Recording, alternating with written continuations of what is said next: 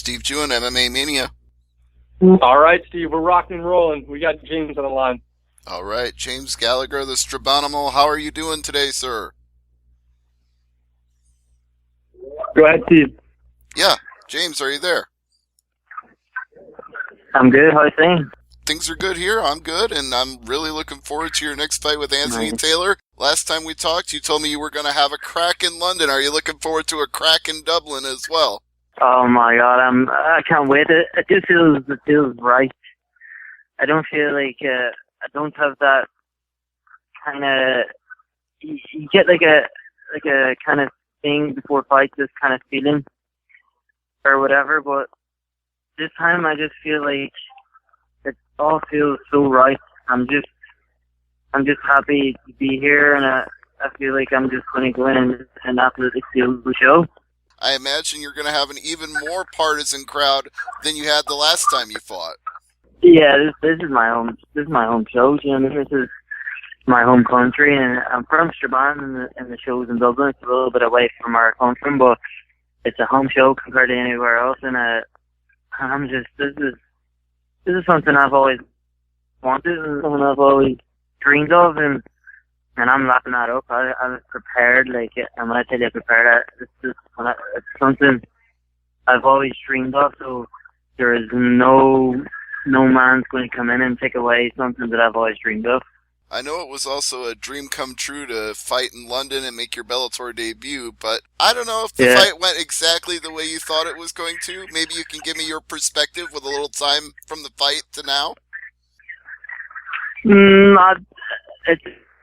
It wasn't the fight that I had planned, but when I look back now and see that what was going on there, just in my personal life and stuff, and I just kind of got back in training time with Bellator. There was a lot of shit going on at that time, and when I look at for what all was going on and what all of that I had been through, it was a hell of a performance for that. But this one line next week is Bellator going to see James Gallagher. Bellator hasn't seen me yet proper. They haven't seen me yet.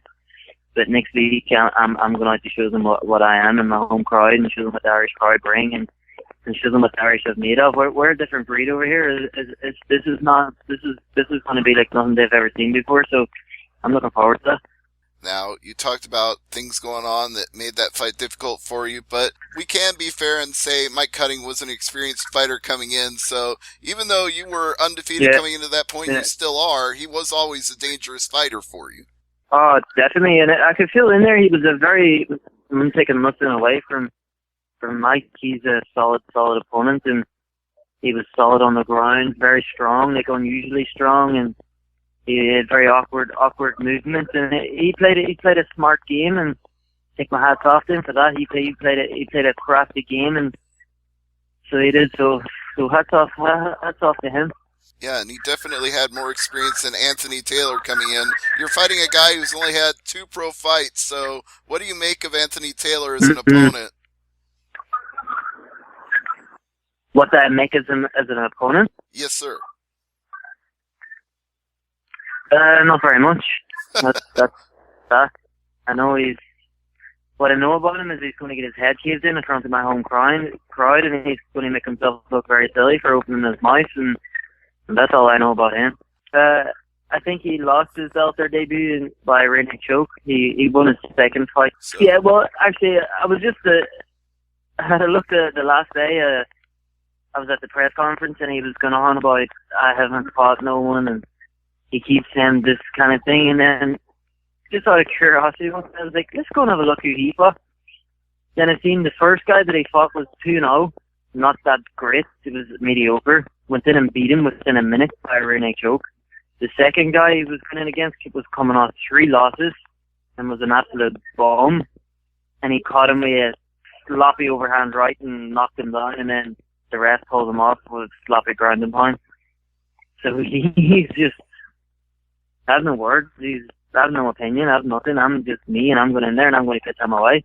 So I think if we could compare the situations here, he fought 2 guys with no experience, and he's gained no experience, whereas you've been fighting some real guys. Exactly. It doesn't, at the end of the day, it doesn't matter who I fought or who he fought. He's fighting me. He's going in there against me. It doesn't matter who I fought or who I beat or what it is. He's fighting me. I'm a complete different animal to whoever I fought or whoever he's fought. He's never fought no one like me.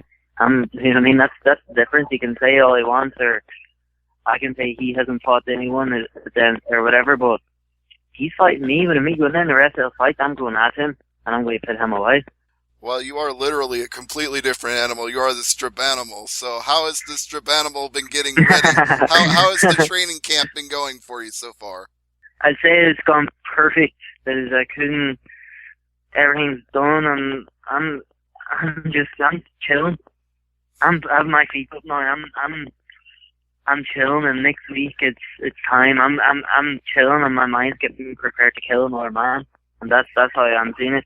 This is something I've always dreamed of, and whoever thinks they're going to come into my home country, speak a load of shit, and like try and disrespect me in my home country, you're a very stupid person if you think you can do that.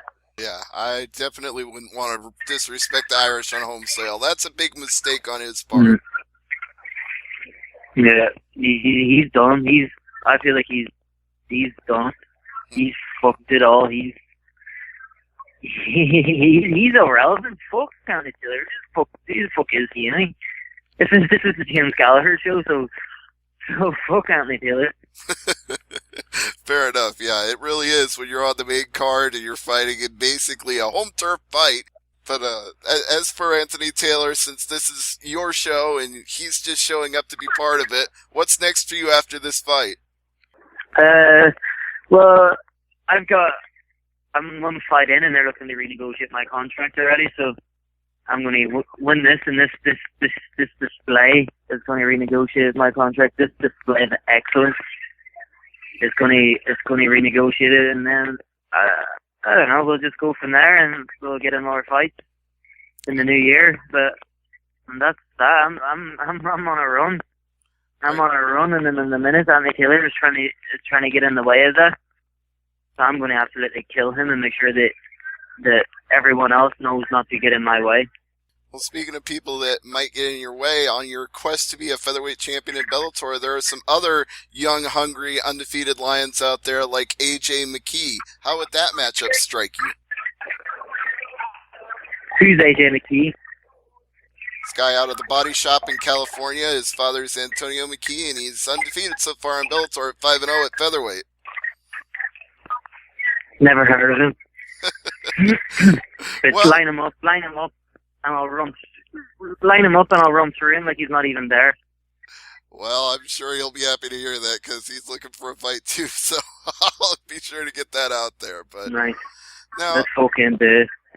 I know when you get interviewed, you get questions now and then about Conor. I've been guilty of that myself, but in all, I still want to know just one thing. How's the mood in Straight Blast Gym with him winning the lightweight title? How's the feeling there right now? It's been absolutely buzzing. Do you know what I mean?